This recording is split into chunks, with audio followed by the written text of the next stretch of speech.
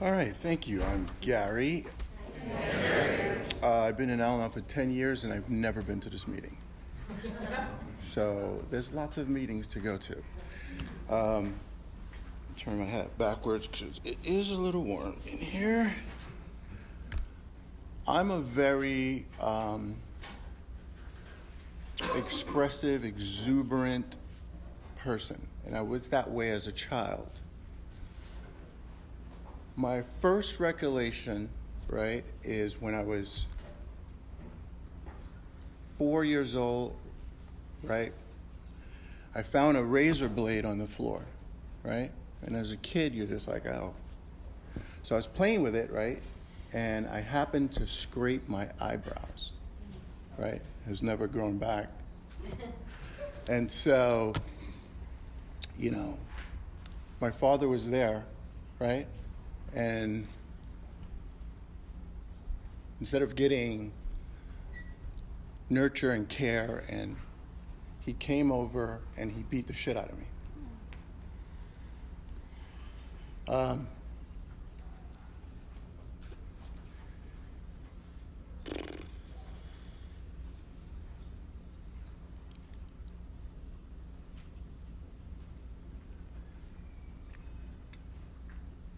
When you're a kid, right, and you're raised in an abusive home or an alcoholic home or whatever, chaotic home, whatever, you don't know that that's not the norm, right? One of the reasons why most adults abuse kids is because we keep taking it. We keep coming back.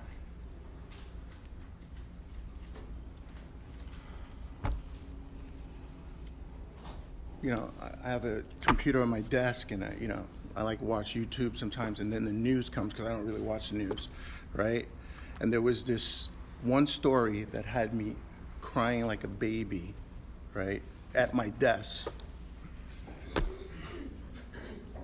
This guy went in with his stepson, right, of his girlfriend's kid, right, and he was grabbing beer, right? And so the kid was by the door of the cooler, right, crying, right? So what he did is he opened the door, he smashed the kid, right, in the face. Kid went back falling, right, crying. But what the kid did is he got up and he went back to him.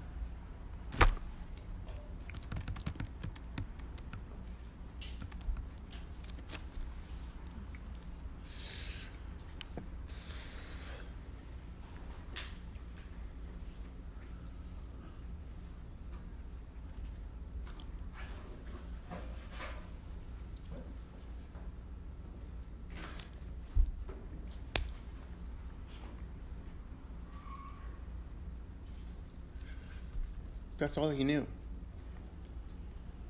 He was trying to get nurture. He was trying to get safety. He was trying to get love. And he just went back to the person that abused him.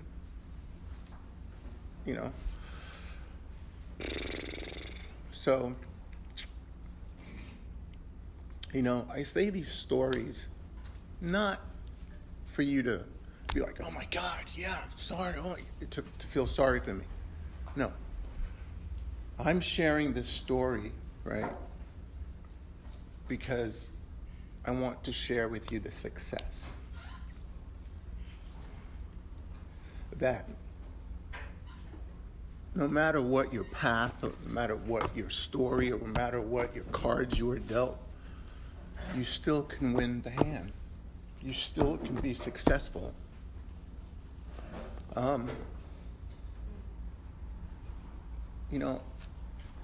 wanted two things from my father. To say I love you and to say I'm sorry. 4 years ago, at his deathbed, right, Luckily, I got neither. Neither. I didn't get shit. But what I did get is I got the opportunity to say, you did the best job you could. I love you. I'll see you on the other side. Right before he died. Because my topic is personal responsibility. At some point in my life, I have to join in. I have to participate in my life. This is the bottom line. I could go around with, like, billboards, posters, and everything like that, and tell you about my story and start a group and just fucking hang around the, parking lot, fucking rah-rahing. My story. But it will do me no good. It will do me no good. Because what I need to do is I need to repair myself.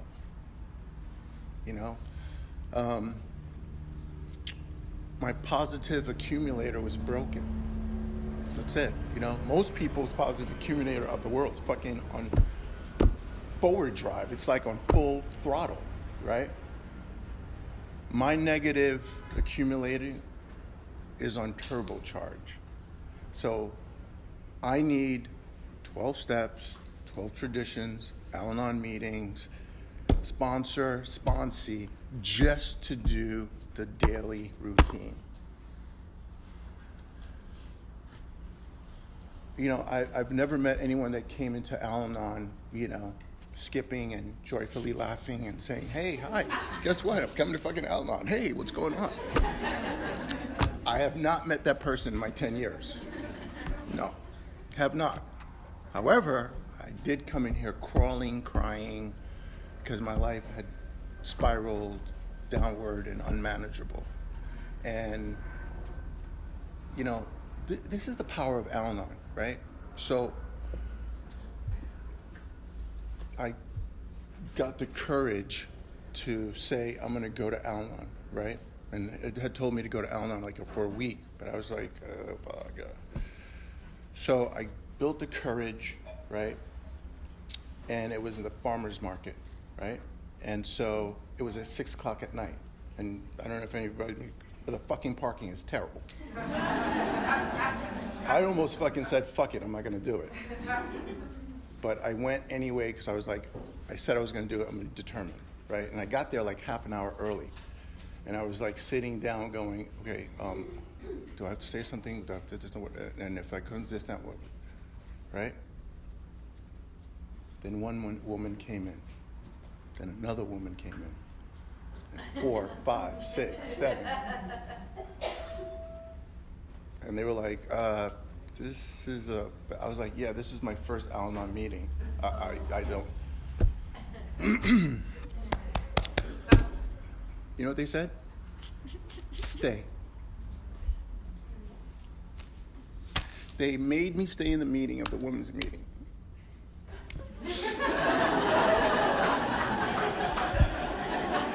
I was a disruptor, but they Alanon me. They freaking.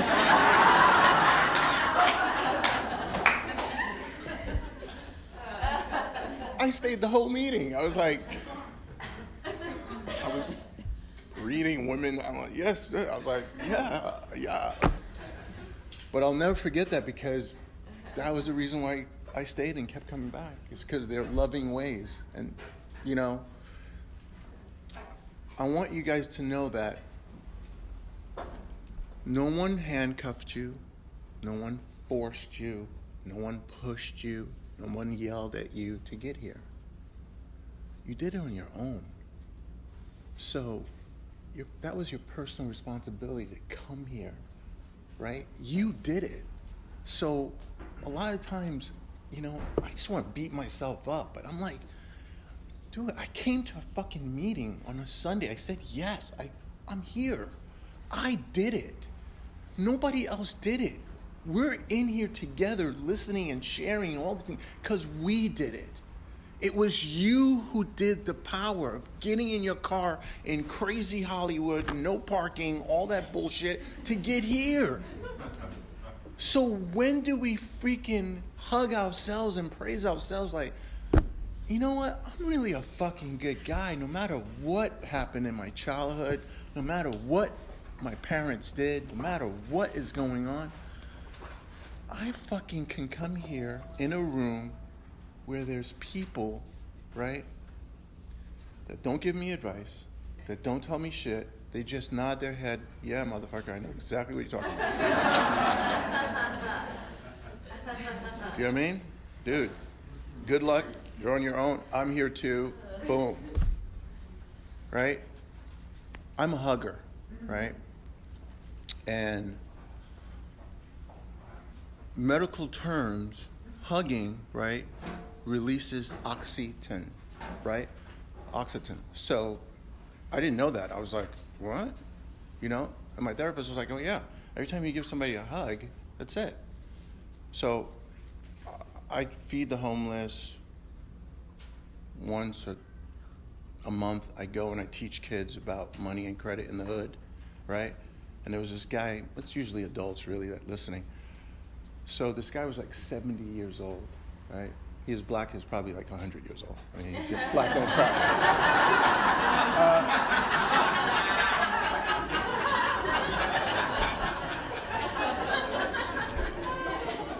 So I hugged this guy, right? You know, I'm like, hey, you know, whatever. And he didn't let go. He was like holding on to me. I was like, oh shit, what? Whoa. And he held on to me tight. And he started weeping. So I held on. And when I let go, he was like, this is the first time in all my years I've ever gotten a hug by a man. I was like, fuck. I started bawling. I'm like, fuck. It's you know, it's like, you know, I look around the room and I look at people's faces, right? And your looks and your energy just fulfills me. It makes me feel I belong. It makes me feel that I'm real, and it's just incredible how that happens. And I don't know, we live in a world and most people don't know about this, and I'm like, fuck, it's fucked up. You know what I mean? Because I can go someplace and get the nurture and get the love and get the things I didn't get as a kid, right? Here. But what I do realize with the personal responsibility, right? As much as I get it from you, it's my own personal responsibility to give it to myself. It's my own personal responsibility to nurture the kid that's inside, the little boy inside, right? On my phone, I have a picture of me as a kid, right? And I talk to that fucking guy every day. I love you, right? Because there's 3 things that we need, right? I'm going to end my share with 3 fucking things we need. Need to be seen, need to be heard, need to be loved. If you don't get one or all 3 of those things, you're going to get fucking triggered. That's just the bottom line. So I wake up in the morning, I look myself in the mirror, and I say, I see you, I hear you, and I love you. And then during the day, if I need a jolt, I fucking repeat it. So thank you for letting me share.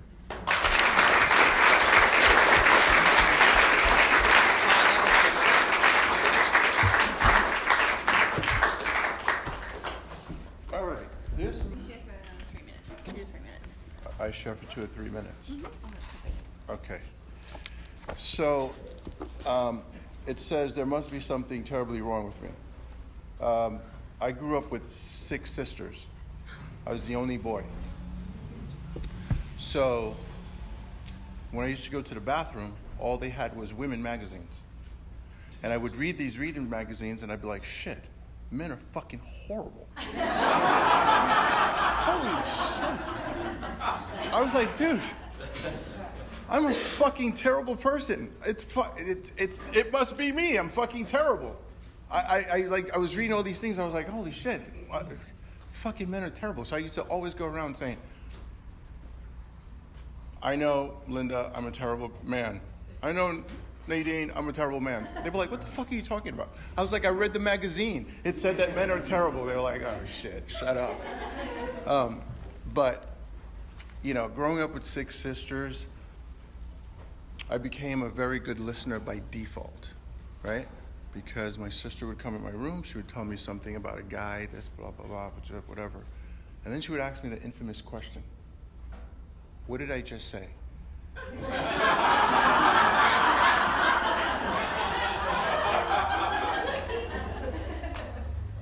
I don't know, he said something about a guy with something, whatever.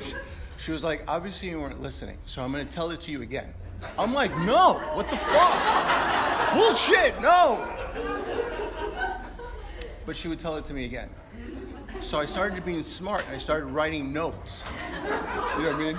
Oh shit, here she comes. I'm like, fuck, okay, boom. I'm writing the notes. Yeah, Mark, yeah, he was an out. Okay, boom. So I would repeat, right? But that's what I do at listening. I listen with no rebuttal. And then I repeat. So if you're telling me something, right, I'm not listening like, okay, yeah, after you fucking finish, wait, all right, okay, all right, wait, wait till you fucking hear what I gotta fucking say. No. I listen with no rebuttal, and then I repeat. Because I say, are you sure? So what I'm hearing is that you're telling me that blah, blah, blah, blah, blah. And then sometimes they're like, no, that's not exactly what I mean. What I meant was, right? But I have to give that person the dignity to really listen. And that's one of the things I've learned, is how to really listen. So I listen, repeat, and then I engage.